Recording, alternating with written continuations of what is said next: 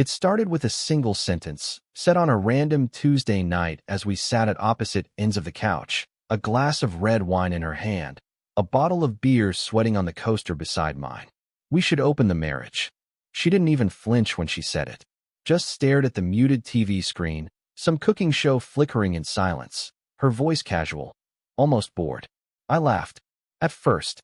But she didn't. Julia turned to look at me, her lips tight, eyes unreadable. "I'm serious," she said. "I've been thinking about it for a while." My mouth went dry. After 17 years of marriage, after 2 kids, a mortgage, holidays with her parents, and slow Saturday mornings with the crossword puzzle, this was not the sentence I ever expected to hear. And certainly not in that moment, after meatloaf and mashed potatoes. "Why?" I asked. She sighed and swirled the wine in her glass, like she was contemplating a complex vintage, not the collapse of the structure we'd built together. "Because I don't want to feel old yet. I don't want to die knowing I only ever touched one person. I'm not saying we're broken. I love you. I want to feel something new again." That word, new, clanged in my head like a warning bell. It sounded like code for "you're not enough anymore." Still, I didn't argue. Not then. I didn't get angry, didn't throw my beer at the wall or storm out. I asked stupid questions. How would it work? What were the rules? Was she already seeing someone? She told me she wasn't. Not yet. But she wanted permission to. Julia pitched it like a vacation. A temporary escape.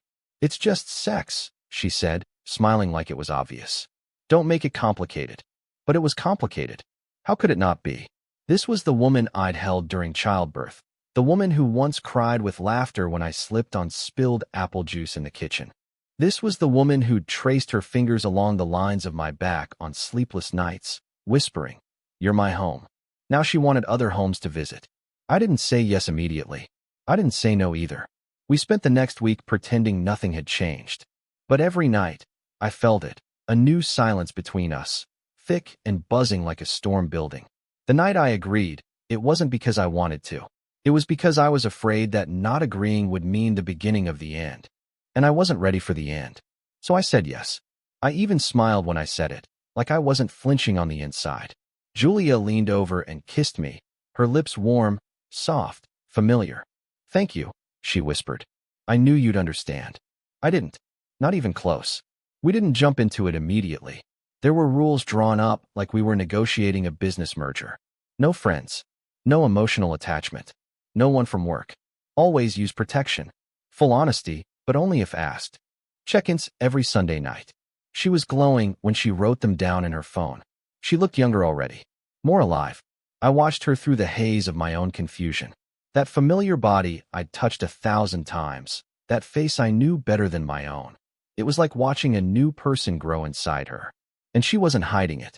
She liked the idea of possibility. Of attention. Of being desired again. And me? I felt like a man aging in reverse. Like I was losing years of confidence with each passing day. I started seeing a stranger in the mirror. I couldn't stop wondering what she'd wear when she went out. If she'd wear that perfume she used to save for date nights. If she'd put on the lace panties she never wore anymore. And worse, I started wondering who would get to see her that way. My phone buzzed one night when I was at work late. Just a photo. Julia in the mirror of our bathroom, in a red dress I hadn't seen in years. Hair curled, lips done up in a shade of red I knew she wore when she wanted to be kissed hard. "Wish me luck," was all she wrote. I stared at the screen like it was a landmine, unsure of how to step around it. My fingers hovered over the keyboard, unsure what response a husband gives when his wife sends him a sex that's not meant for him. I typed, "Be safe." Then deleted it. Typed, "Have fun." Deleted that, too. I settled on, "You look amazing." She responded with a heart. And then, nothing for the rest of the night. When she came home later, I was in bed pretending to be asleep. I heard her heels click on the tile. The water ran in the bathroom. Her perfume followed her into the sheets like a ghost. She didn't say a word. Neither did I. I didn't ask if it had been good. If he was good. If it was everything she'd hoped for. Instead, I lay there, eyes closed, imagining another man between her legs, her back arching the way it used to for me, her mouth whispering someone else's name in the dark. That night, I touched myself in silence, turning my back to her. It wasn't anger. It wasn't lust. It was mourning. I didn't feel young again. But she did. And that, I guess, was the point. It started with a Facebook post. Just one of those innocuous, nostalgia-baiting updates from the old high school page. Someone had shared a flyer for our 25th reunion. Neon colors. Bad clip art. One last dance, scrawled across the top in glittery font like prom night never ended. I almost scrolled past it, but something made me pause. Maybe it was the idea of seeing those faces again. The ones that knew me before I became someone's husband, someone's father, someone's backup plan. Or maybe it was the name I saw in the comments. Emily Vance. My thumb froze over the screen. I hadn't seen that name in 2 decades. And yet, it felt like she'd been hiding in the wallpaper of my memory all this time, waiting for the right moment to come back to life. Emily, the girl from prom night. The one I almost loved. The one I did love, but never said it. Because back then, you didn't say things like that out loud. Not unless you were sure they'd say it back. We dated for most of senior year, but we weren't the kind of couple people expected to last. She was artistic, free-spirited, a little wild. I was not. We didn't break up, exactly. Life just happened. She left for a college across the country. I stayed and played it safe. And prom night. Well, that's when everything changed. We danced. We kissed. We said maybe we'd try long distance. Maybe we'd write. But the truth was, she left before we ever got to that moment. The one we both wanted. The one that would have made it impossible to just drift apart. For years, I convinced myself that was a good thing. That if we had, it would have made losing her worse. Now, at 43, I was staring at her name like a man staring down a fork in the road he never took. I clicked her profile before I could stop myself. Same smile. Softer now. A little older, but so was I. Her hair was shorter, darker. She looked like the kind of woman who took care of herself, but didn't apologize for time passing. She wasn't trying to erase the years. Her profile picture showed her at some art gallery, a wine glass in her hand, leaning slightly toward the camera. No ring in sight. No man, either. Her bio just said, painter, teacher, former romantic.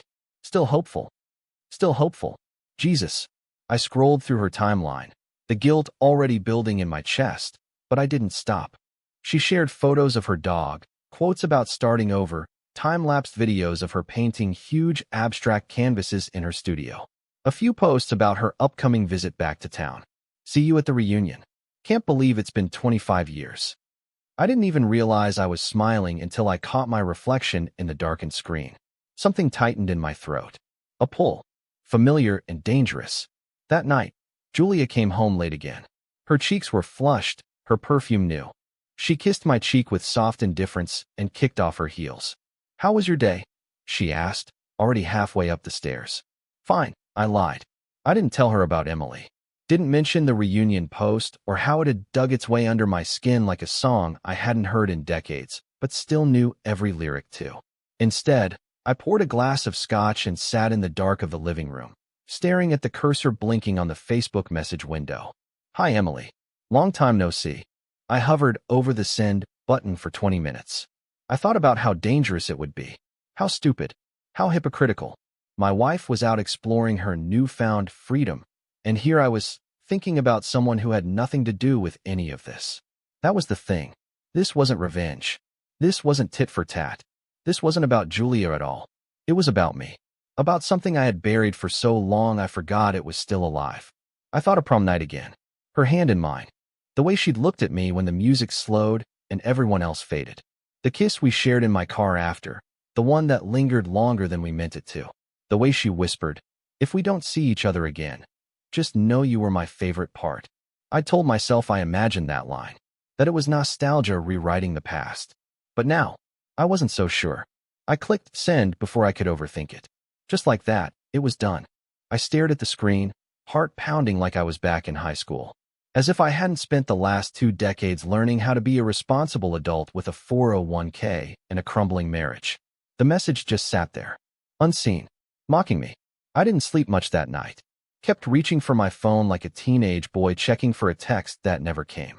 But in the morning, at 6:12 a.m., I saw it. Emily Vance has seen your message. And beneath it, a reply.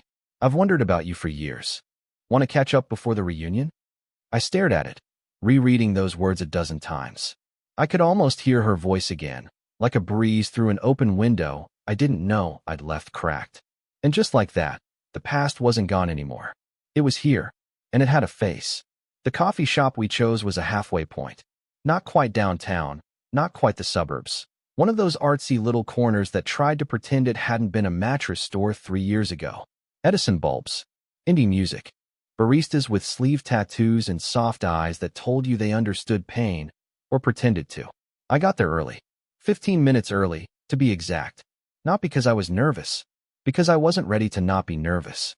She walked in like she'd never left. Emily. And for a moment, it was 1998 again. Senior year. Summer air on our skin. Her hand in mine at that stupid carnival we snuck into after curfew. A time when we thought the world was waiting to be swallowed whole. She wore a long coat and jeans, a green scarf wrapped loose around her neck. No makeup that I could see, just a slight natural flush to her cheeks, and those same sharp brown eyes that used to undo me in a single glance. When she saw me, she smiled. Not big, not showy, soft, warm, like her eyes had just found something they didn't realize they were missing. I was afraid you'd bail, she said, sliding into the seat across from me. I almost did. She smirked. Me too. It was awkward at first. The conversation stuttered like a cheap car in winter. We talked about safe things. Work, travel, art, the weather. She asked about my kids. I asked about her dog. We both danced around the real reason we were there like it was radioactive. I couldn't stop staring at her mouth. She had the kind of lips that made every word feel heavier. I remember once, back in high school, she made the word always sound like a promise you wanted to keep, even if you knew you wouldn't. Her hair was shorter now, more adult, but when she pushed it behind her ear mid-sentence, it was the same girl I remembered sitting cross-legged in my bedroom, humming along to an old Counting Crows album.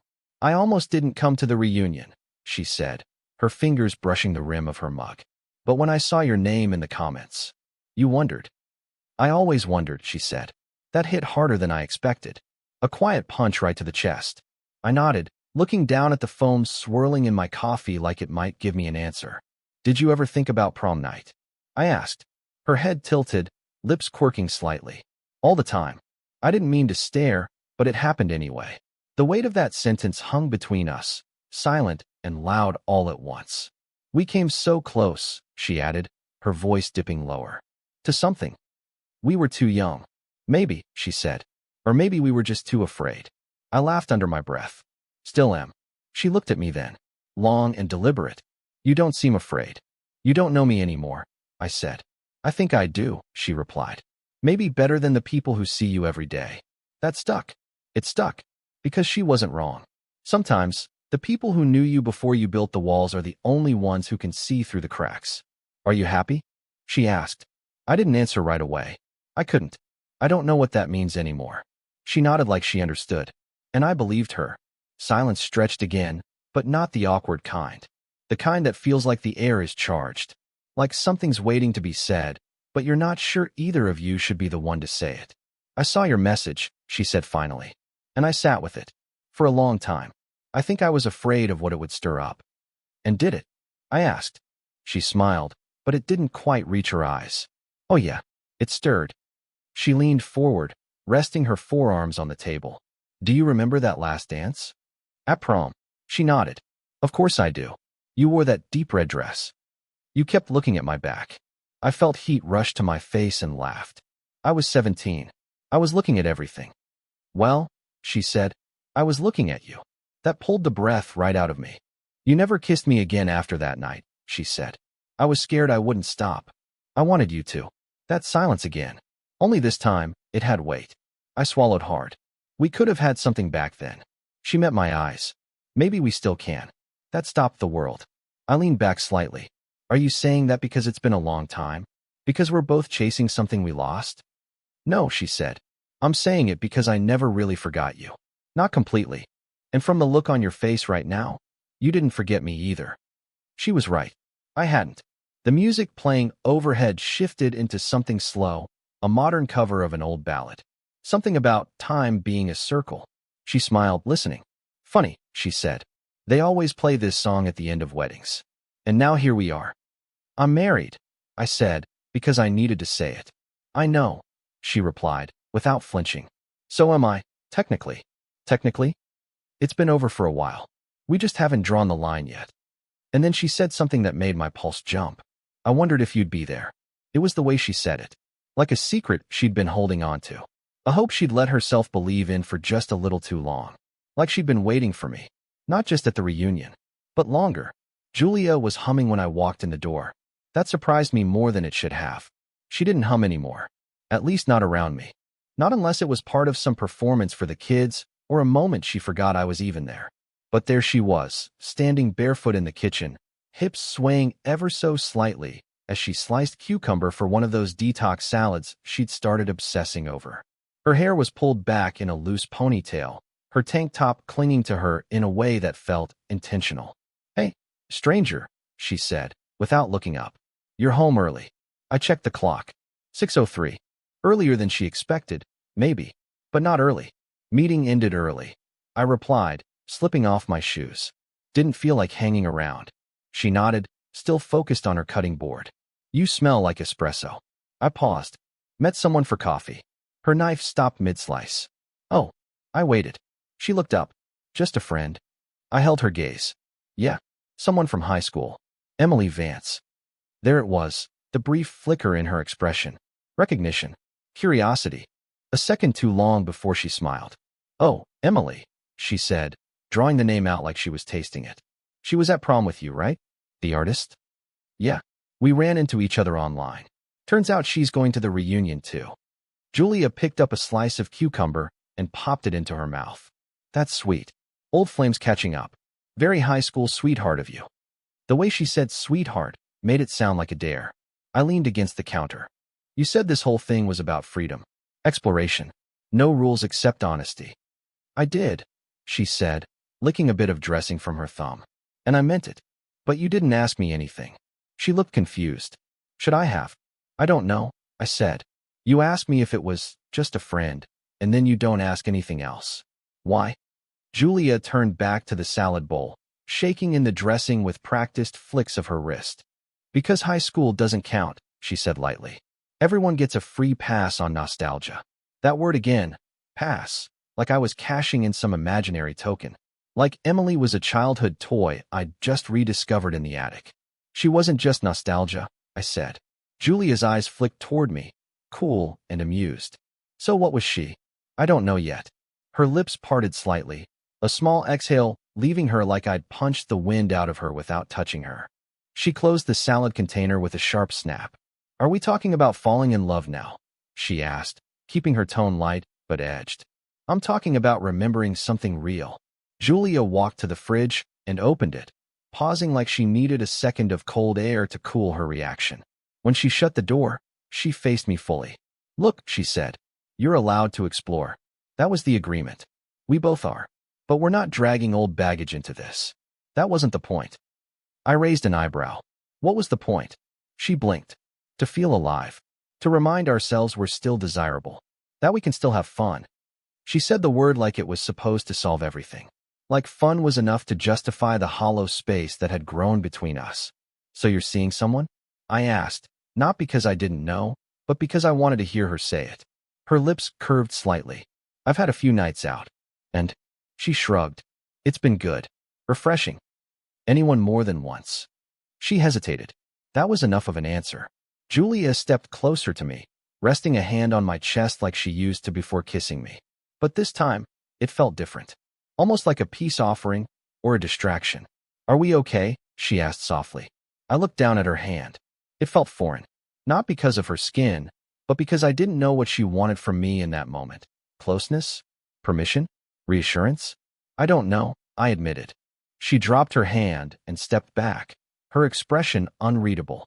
"Don't fall in love with her," she said, voice cool again. "That's all I ask." You didn't ask that before. I didn't think I had to. The silence between us was thicker than usual now. Heavier. Like a bubble about to burst. "I'm not trying to break us," I said quietly. Julia looked away. Neither am I. But she didn't look convinced. Later that night, I lay in bed staring at the ceiling while Julia scrolled through her phone beside me, screen tilted just enough away that I couldn't see. I heard the soft chime of a text. A brief smile crossed her face. Then she rolled over, back to me, screen dimming. I reached for my own phone. There was a message from Emily. Coffee was good. You've barely changed.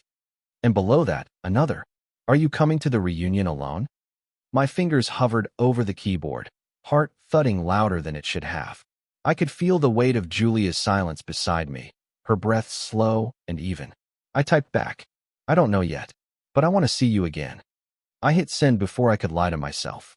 The gym looked smaller than I remembered. Same warped floors, same scuffed walls still painted in that pale, institutional gray-blue. But what once felt like a cathedral of youth now looked like a space built for ghosts. High school reunions have a strange way of warping time. You walk in expecting laughter, nostalgia, safe conversation, and instead, it hits you like a time machine with a cracked mirror. There was punch in plastic cups, name tags we didn't need, a tired DJ booth in the corner where a guy with salt and pepper hair was playing early 2000s hits like it was still senior year. And balloons, so many damn balloons, like someone couldn't let go of the idea that we were still 16.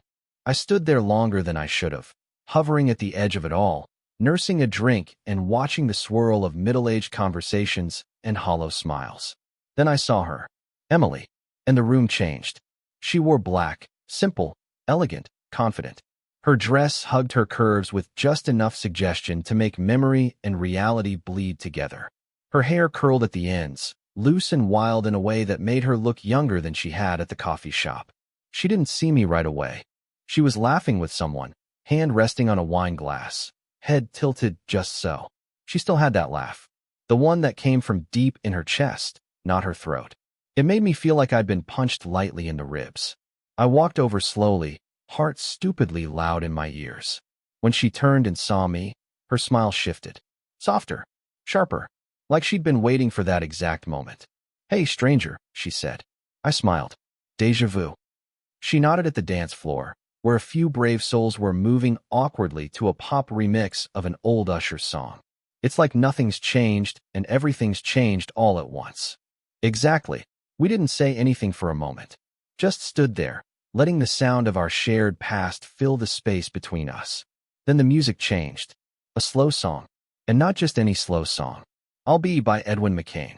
Our song. Our prom night song. I laughed under my breath. You've got to be kidding me. She tilted her head, eyes twinkling. Think the universe is messing with us? Feels like it. Emily reached out her hand. Dance with me, she said. My body moved before my mind could catch up. I took her hand, warm and small in mine, and let her lead me to the center of the floor. We slipped into the slow rhythm easily, one hand on her waist, her arm curled over my shoulder, our bodies falling into a memory like we never left it. It was awkward, for about 5 seconds. Then it wasn't. Then it was natural. Right. Her scent was the same, vanilla and something woodsy, like a campfire and comfort and sweat all blended into something uniquely hers. Her breath brushed against my neck, sending a ripple of heat through my spine. We didn't speak. Didn't need to. We moved slowly, swaying in that circle of people who barely noticed us. We weren't teenagers anymore, but something about the way our bodies fit together made me forget that. I can't believe they're playing this, she murmured against my shoulder. I can, I said. I can believe a lot of things right now. She pulled back just slightly to look up at me. Like what? That this doesn't feel like 25 years ago. It feels like yesterday. She smiled, but her eyes were serious. I know. We danced through the entire song, and when it ended, neither of us moved. Another slow song started. Something newer, something unfamiliar. But we kept dancing, because it wasn't about the music anymore. It was about the space we were creating, the silence that wasn't empty, the pull between us that neither time nor distance had erased. Her fingers slipped behind my neck, playing lightly with the hair there. You ever wonder what would have happened if we hadn't let it end? Every now and then. Liar, she said gently. You wonder all the time. I didn't deny it, because it was true. She leaned closer, her lips brushing the edge of my ear. This feels familiar, in a dangerous way. I felt her breath on my skin, and my body reacted without permission, heart racing, hands tightening slightly at her waist, that old ache building in my chest. Is it? I whispered. She pulled back just enough to meet my eyes. Yeah, she said. It really is. We stayed like that until the song faded, until the lights dimmed a little more, until the crowd blurred around us. We weren't dancing anymore. We were remembering. and maybe rewriting. Later, as we stood near the edge of the gym, catching our breath, she took a sip of wine and gave me a sideways glance. "I've seen the way you look at me," she said. "How do I look at you?" "Like you've been starving and didn't realize it until you saw me." That hit harder than I expected. "I haven't felt this in years," I admitted. Emily leaned in, just close enough to whisper, "Neither have I." And suddenly, the dance wasn't about nostalgia anymore. It was about something coming alive again, something that had never truly died. We didn't rush. The night could have ended there, with a kiss that almost happened on the dance floor, with a long goodbye and a safe retreat to our separate lives. But neither of us moved to leave. The gym was thinning out. Class clowns turned car salesmen were wobbling toward the exits. Heels were being carried in hand, and even the DJ looked like he was praying for the last slow song. But we stayed, standing near the old trophy case, talking like the past 25 years had only been a weird dream we both had at the same time. "You know," she said, brushing a curl behind her ear, "this place didn't seem so small when we were 17. Everything felt bigger back then," I said. Her eyes found mine again, serious now. "Except us." That landed somewhere deep in me. She looked down at her empty glass. "I don't want to go home yet." I hesitated. Not out of guilt. Not even out of fear. Out of certainty. Because I knew what that meant. And because I knew I was going with her. We ended up walking. Just around the block at first. It was a mild night. Cool enough to need a jacket. Warm enough to pretend we didn't. "Do you remember the bridge down by the lake?" she asked as we passed the old diner. "I remember you tried to kiss me there," I said. "You wouldn't let me." "I was being noble." "You were being scared," she said, nudging me with her shoulder. "Maybe both." She smiled. "Maybe it's time to stop being scared." We found ourselves in front of her hotel. It was quiet, tucked away just outside of town. One of those renovated boutique places with exposed brick and dim lighting that made everyone look a little softer, a little braver. She didn't ask me up. She didn't have to. Inside, the room was small and warm, with a single lamp casting amber light over the bed. The sheets were crisp, untouched. The window was open slightly, letting in the faint sound of crickets and distant traffic. We stood there for a second, still in our clothes, still pretending this was something we could take slow. But it wasn't slow. It wasn't rushed either. It was inevitable. She moved first, her fingers brushing my collar, eyes searching mine, her lips parting in question before I answered it by kissing her. It wasn't a teenage kiss. It didn't ask for permission or tremble with uncertainty. It was quiet, full, aching with the weight of years and maybes and unspoken what-ifs. She melted into me, her hands finding the back of my neck, her body molding to mine like we were designed that way. Clothes fell in pieces, not urgently, but deliberately. Each button, each sleeve, a choice we made together. Her skin was warm, familiar, and new at once. I kissed the place just below her collarbone, the way I always imagined I would, and she gasped like she'd been holding that breath since prom night. When we made love, it wasn't about lust. It wasn't about proving anything. It was about completion.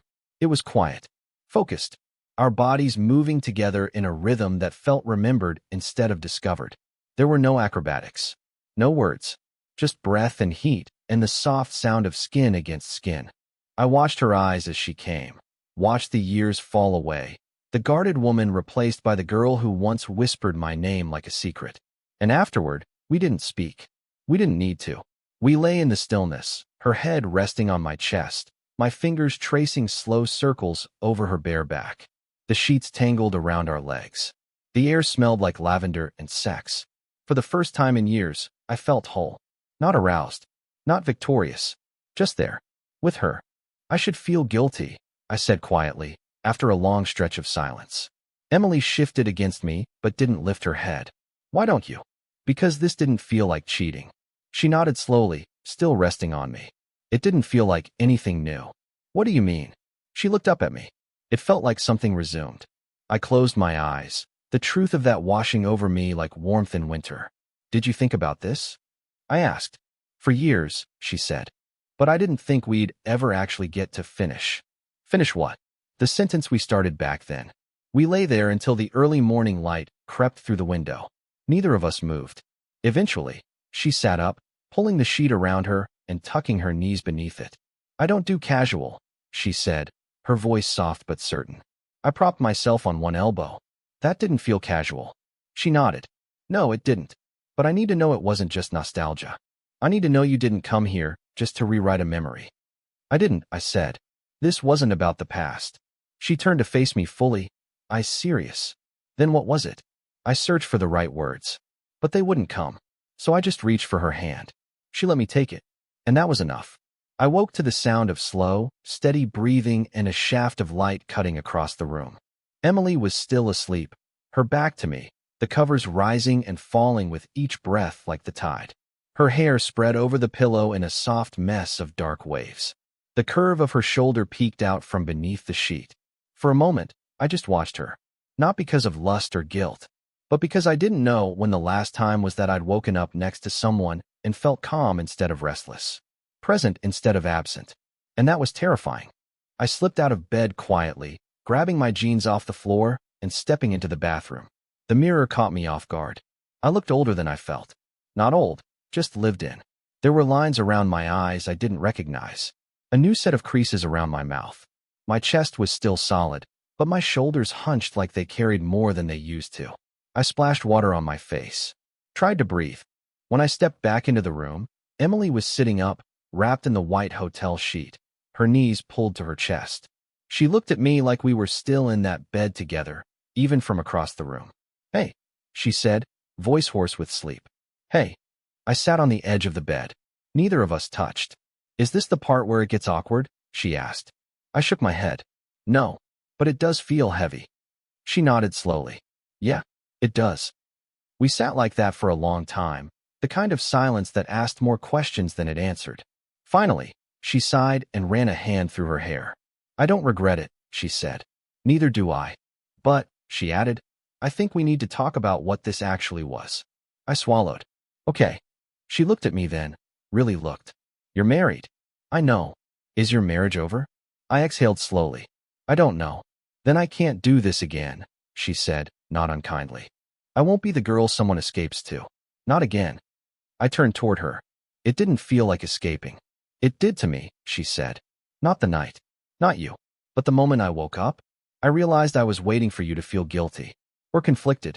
Or call it a mistake. It wasn't a mistake. But it's not sustainable either, she said. Not unless it means something. It does mean something. She held my gaze. Then say it. I hesitated. Not because I didn't believe it. But because once I said it, I couldn't take it back. I never stopped thinking about you, I said. Even when I thought I had. Even when I convinced myself that what we had back then was just a blip. And now it feels like I've been living a version of my life where I left something behind. And for the first time in years, I feel like I picked it up again. She blinked, her throat working like she was trying not to cry. God, I wanted to hear that for so long. But now that I have, I don't know what to do with it. I don't either. But I can't go back to pretending, she said. I'm too old for that. Too tired. I reached for her hand across the bed. She let me take it. I'm not asking you to be a secret, I said. I wouldn't insult you like that. I won't let you, she replied. I don't want stolen weekends and half-truths. I don't want to be someone you run to because home feels broken. I don't think of you like that. Then prove it. We stared at each other, the space between us pulsing with tension and tenderness. Does your wife know about me? She asked. She knows I saw you. That we met for coffee. That you were at the reunion. But not this. I shook my head. No, not yet. She pulled the sheet tighter around herself. Then we wait. For what? For you to figure out if you're free, or just pretending. That stopped me cold. Because she was right. I hadn't really been honest with Julia. We'd set rules. We'd drawn boundaries. But we'd never talked about what would happen if one of us found something real on the other side. And I had. I didn't want to reduce what happened with Emily to sex. It had been sex. But it had also been connection. Relief. Recognition. And maybe, most dangerously, love. We dressed in silence, the comfortable kind. The kind that only comes after honesty's been spoken out loud. When I turned to leave, Emily stepped in close and kissed me once, slow and sure and full of weight. If this continues, she said, it has to mean something. It does. Then don't waste it. I nodded. And then I walked out into the daylight, heart pounding like I'd just stolen something sacred. The drive home was a blur. My hands on the wheel. the road unspooling in front of me like a decision I hadn't made yet. When I pulled into our driveway, Julia's car was there. So was the silence inside our house. She was in the kitchen, scrolling through her phone. A half-drunk smoothie sat on the counter. She didn't look up when I came in. "Morning," she said. "Hey, you're home late." "Yeah." Her eyes flicked up. "Everything okay?" I paused. And for once, I didn't lie. "No," I said. "Not really. There's a photograph in an old yearbook, one I haven't looked at in decades. It's blurry, taken on prom night. My arm around Emily, her head tilted toward mine. We weren't kissing, but we might as well have been. That look in her eyes, the way my hand rested on her hip, it told the whole story. We were close to something, on the edge of it. And then life happened. But that photo stayed with me, folded in memory, tucked into the spine of who I used to be. Now, all these years later, I kept seeing that version of us. Ghosts of ourselves walking beside the people we'd become. And for the first time, I realized the memory hadn't faded. It had waited. After that morning, things between Julia and me shifted. Not with fireworks or shouting, just in the space between sentences. In the way we moved around each other, careful, distant, heavy with the things we didn't say. She knew something had changed. I didn't have to admit it. My absence had spoken louder than words. And she wasn't innocent either. The texts, the weekend trips to clear her head, the sudden secrecy with her phone. We were both building something outside of the marriage and pretending it was fine because we'd agreed it was allowed. But there's a difference between freedom and abandonment, between adventure and escape. That Sunday, she made coffee and sat at the table like nothing was wrong. Her hair pulled into a loose bun, wearing one of my old t-shirts. "You've been quiet," she said. "So have you." She stirred sugar into her mug. "Did you sleep with her?" I didn't lie. "Yes." She didn't flinch, just looked down into her coffee. Did it mean anything? It did. Silence stretched between us. When she finally looked up, her expression wasn't rage. It was sadness. "You broke the rule," she said. "You broke it first," I said quietly. "You just didn't realize what it meant." Julia leaned back, crossing her arms. "I never tried to fall for anyone. I was careful. And I wasn't looking to fall. I was remembering someone I never stopped carrying." She swallowed hard. "That makes it worse." "Maybe." Another silence. I stood from the table, walking to the window. The backyard looked the same, morning light hitting the grass just right. The swing set still hanging where we left it, even though the kids hadn't used it in years. "Do you love her?" Julia asked behind me. "I don't know what to call it yet," I said, "but it feels real." "And us?" she asked. I turned to face her. "You asked me to say yes to something I didn't want. And I did, because I was scared of losing you. And now I'm scared of losing myself." She didn't cry. Neither did I. Maybe we'd already shed the tears years ago. Quietly. In all the nights we didn't touch. In all the mornings we passed each other like furniture. That evening, I drove. No destination in mind, just roads and memories. Somewhere along the highway, I started replaying that night. Prom night. The way Emily looked in that red dress. The way her fingers found mine during the slow song. The way we kissed outside the gym, her back against the brick wall, her breath hot against my cheek. We didn't have sex that night. We didn't need to. What we had was more dangerous. It was possibility. And now? Now we'd stepped back into that possibility with eyes wide open. It wasn't about chasing youth anymore. It was about reclaiming truth. I called her. "Hey." Emily answered, breathless. "Busy." "No," she said. "Just painting." "Can I see you?" She hesitated. "You okay?" "I think so." A pause. "Come over." When I got to her place, she opened the door barefoot, wearing an old t-shirt smeared with paint. Her hair was pinned up, loose strands curling against her cheek. "Didn't think I'd see you this soon," she said. "Didn't think I'd want to stay gone." She stepped aside and let me in. Her studio smelled like linseed oil and something citrusy. A canvas sat on the easel, abstract, dark blues and grays swirling like storm clouds. A single red line cut through the center like a wound. "Is that new?" I asked. "Started it last night." I stared at it. "It's about unfinished things," she said. "Looks like it hurts." She shrugged. "The truth usually does." We stood in silence. Then she asked, "Are you free now?" And I froze. Not because I didn't know the answer, but because I knew how much it mattered. "I'm getting there," I said. Emily nodded. "That's not the same." "I know." She stepped closer. "I can't live in a gray area. no matter how good this feels. I don't want you in the gray either. Then say it.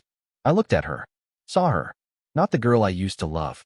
The woman standing in front of me, asking me to choose not the past, but the truth. I don't know if the marriage can be saved, I said. And for the first time, I'm not sure I want to. She stepped even closer. Her hand brushed mine. I need you to be sure, she whispered. I'm getting there, I said again. And when I am, I'll be all in. She kissed me, slow, steady, full of things neither of us could say yet. When she pulled back, she whispered, "Prom night never ended, did it?" I smiled. We just needed time to finish the dance. Julia wasn't waiting for me when I got home. The living room was empty, lights off, her car in the driveway, but the silence inside thick enough to suggest her absence. I half expected a note, maybe a message, but there was nothing. Just the lingering scent of her lavender detergent clinging to a blanket on the couch. I sat there for a while, unsure if I was relieved or disappointed. The quiet was no longer peaceful. It buzzed with implication. I made dinner, but didn't eat it. Drank half a beer, poured the rest down the sink. The hours dragged until I heard the key in the lock sometime after 10. Her footsteps were soft, almost hesitant. She didn't say hello. Just walked in, dropped her purse on the table, and kicked off her shoes with a sigh that sounded too casual to be real. "You're late," I said. Julia shrugged, walking past me into the kitchen like I was just a roommate. "Didn't realize there was a curfew," she replied, pulling a bottle of wine from the fridge. Her back was to me, but her posture was rigid, controlled. "You didn't answer my texts." I didn't feel like texting. I stood slowly. "Can we talk?" She didn't turn, just poured the wine, took a sip, and leaned on the counter. "Oh, we're talking now? You've had a lot of late nights lately." Thought silence was the new language of our marriage. I clenched my jaw. That's not fair. Julia finally turned, glass in hand. Her face was tired, not from age or makeup, just from carrying something she'd been pretending not to feel. "Don't tell me what's fair," she said. "You think because I gave you a hall pass, you get to rewrite the whole damn rulebook?" I didn't rewrite anything. I just stopped pretending. "Pretending what?" she snapped. "That you still cared? That you wanted this to work?" "I didn't want it to work," I said. "I wanted it so badly I agreed to something I never really wanted. I thought maybe if I gave you the freedom you were asking for, we'd find our way back." Her eyes narrowed. "And instead you found her." I didn't deny it. "I found me," I said quietly. Julia laughed bitterly. "Of course. The noble excuse. I found myself. You didn't find yourself, you fell for a fantasy. Some teenage crush wrapped in nostalgia and sex. That's not what this is." She walked toward me, arms crossed, voice rising. "Bullshit. You think I don't see it? The way you check your phone. The way your eyes drift when you think I'm not watching. You didn't just sleep with her. You left me without ever packing a bag." I told you the truth. "No, you told me convenient truths," she spat. "Like you were protecting me, when really, you were protecting the little fantasy you've been chasing." I stepped forward. "You said this wouldn't mean anything." Julia froze. And for the first time, I saw the crack in her armor. Her voice broke. "You were supposed to keep it physical, not emotional. That was the line. And you crossed it too," I said. "Don't pretend you didn't." She blinked hard. "I never let it become more than distraction." "Well, maybe that's the difference," I said. "You were distracting yourself. I found something real." The silence that followed was thick, ugly. Julia set her glass down a little too hard, wine sloshing over the side. "You said it wouldn't mean anything," she whispered. "And you were wrong." She looked at me like I was a stranger in her kitchen. And maybe I was. "You didn't even fight for this," she said. "You just left emotionally the second she gave you attention." "I didn't leave," I said. "I've been gone for a long time. You just didn't notice." That landed hard. She turned away, gripping the counter with both hands like she needed the granite to hold her up. "Do you love her?" she asked again, not turning. I swallowed. "I don't know yet, but I want to find out." Julia nodded, slow and mechanical. "Then I guess we're done." She didn't cry. I didn't either. We were beyond tears. We were standing in the ashes of a marriage burned down by indifference long before desire walked in wearing familiar eyes. I spent the night on the couch, not out of punishment, out of clarity, because the bedroom no longer felt like mine. The next morning, I packed a bag, not out of anger, out of necessity. Julia didn't come downstairs. I didn't try to wake her. There wasn't anything left to say that hadn't already been weaponized. I left the keys on the hook by the door, grabbed my phone, texted Emily. It's over. For real this time. I'm not hiding anymore. The reply came a few minutes later. Then come find me. I've been waiting. I didn't tell anyone I was leaving. Not my parents, not our friends, not even the kids. Not yet. Some decisions don't need an audience. They need silence, space, honesty. I didn't storm out. I didn't slam doors or yell or throw blame into the air like confetti. I just packed the essentials, some clothes, my laptop, the toothbrush I'd forgotten I'd bought myself, and placed everything neatly into a single duffel bag. Nothing more than what could fit in the trunk of my car. Leaving your wife, even in an open marriage, isn't dramatic when it's been happening in pieces for years. The loudest part isn't the moment you walk out. It's when you stop looking back. Emily was waiting on her porch when I pulled up. No makeup, hair pulled into a messy knot. She wore a hoodie and leggings, holding a coffee mug in both hands like it was a shield and a welcome sign at the same time. You really did it, she said as I stepped out of the car. I had to. She looked at me for a moment, studying, measuring. Then she stepped down and met me halfway. She didn't kiss me. She just held out her hand. And I took it.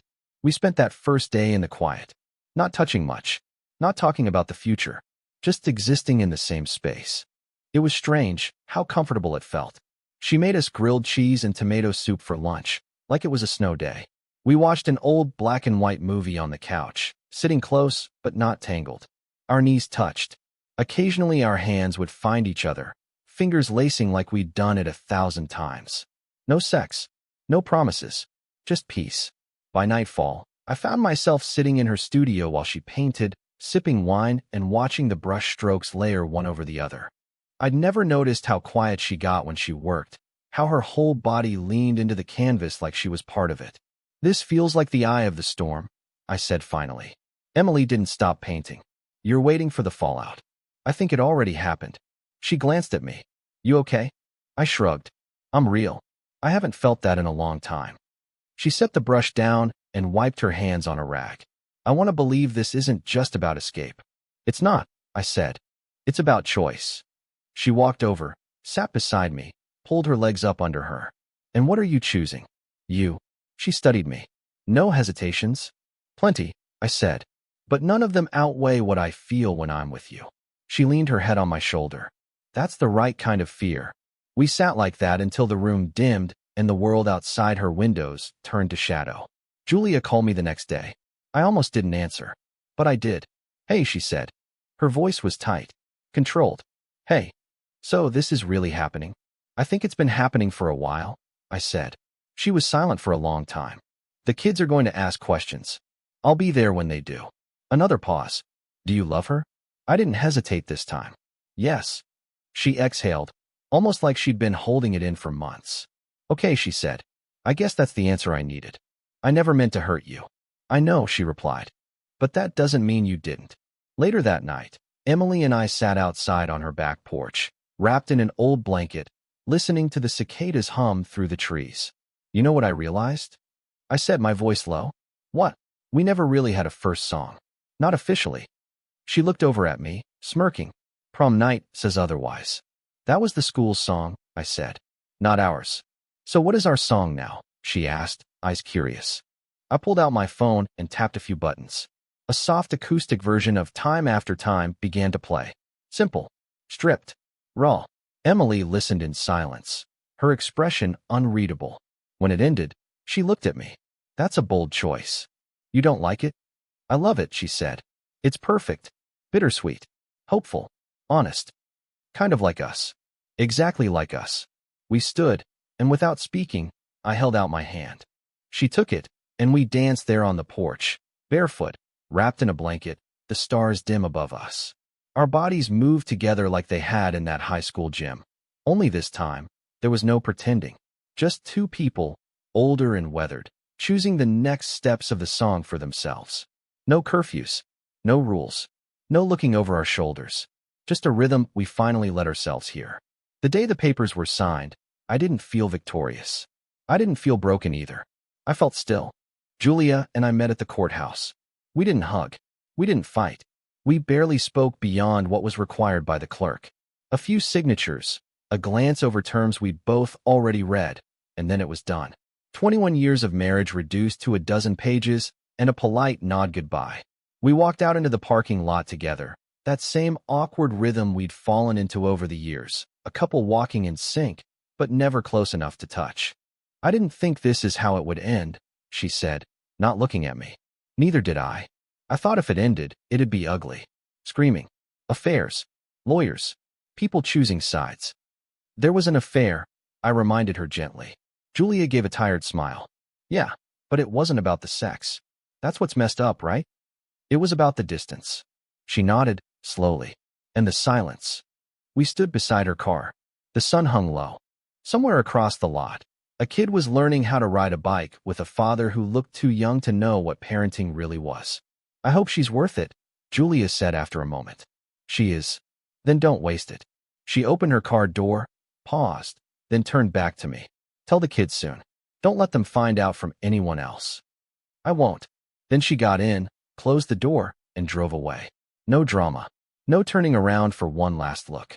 Just an ending. And the beginning of something else. I didn't go back to Emily's right away. I drove around first. Past the high school, the football field, the bridge by the lake. Each place a landmark of who I used to be. Each memory sharper now that I wasn't trying to bury it beneath obligation and guilt. When I finally walked up to Emily's door that evening, I didn't knock.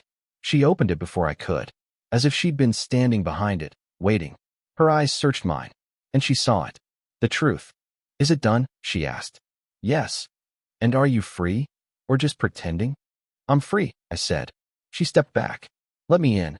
We didn't rush the moment. We moved through the night like we were rediscovering something sacred. No hunger, no desperation, just closeness. Her body against mine, warm and familiar. Our skin learning the language of comfort instead of urgency. We made love slowly. No music, no lights, just hands, breath, and the sound of rediscovered peace. After, we lay tangled in the sheets, the window open, a breeze rustling through the curtains. "I was scared you'd change your mind," she said quietly. "I did," I replied.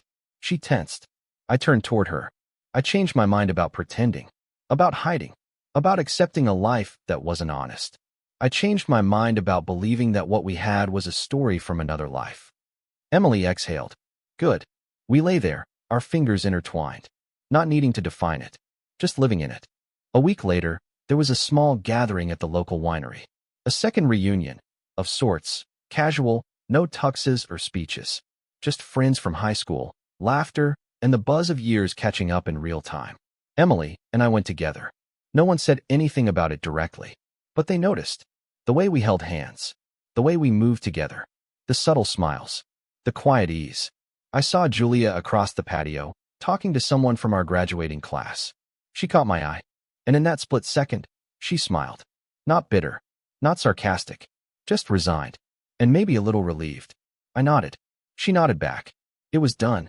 As the sun dipped below the hills and the music picked up again, a familiar song started. Slow, melancholic, a cover of something we danced to decades ago. Emily raised her eyebrows. I held out my hand. She took it, and we stepped out onto the dance floor. This time, the dance wasn't for closure. It wasn't for nostalgia. It was for us. Her head rested against my chest, my hand at the small of her back, her heartbeat steady against mine. No mischances. No more pretending. Just two people choosing, finally and fully, to finish the dance we'd started on a night full of glitter and youth. The last dance, and the first of many.